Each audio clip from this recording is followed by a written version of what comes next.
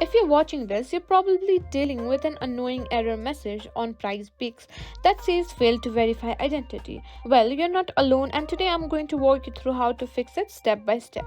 Whether you're a first time user or a long time player, this guide will help you get back in the game. Before we get started, make sure you're subscribed to the channel.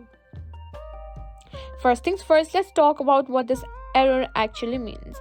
The fail to verify identity message usually appears during the account verification process.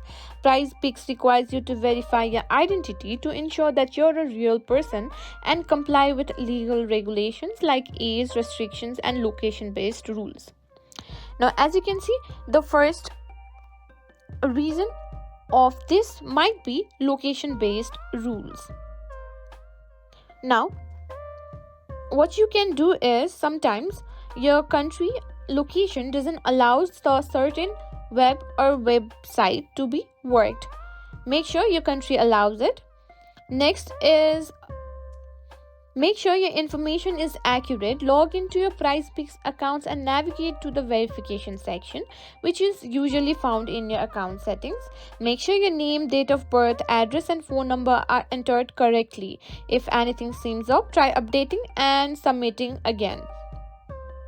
Now, PrizePicks typically asks for a government issued ID like a passport or driver's license to verify your identity. Make sure you're submitting a clear, high quality photo of your ID.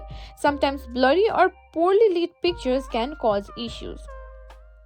If everything looks good on your end but you're still facing the error, try clearing your browser's cache and cookies. Sometimes old data can mess with the verification process. Now, if you're still stuck, don't worry. PrizePicks has a great support team that can help resolve any issues. Reach out to them via their support page, which can be found by clicking on help in the app or website. Go to help@prizepicks.com. Now here, make sure to provide them with as much information as possible, like the error message you're seeing, screenshots, and any steps you've already taken to try and resolve it.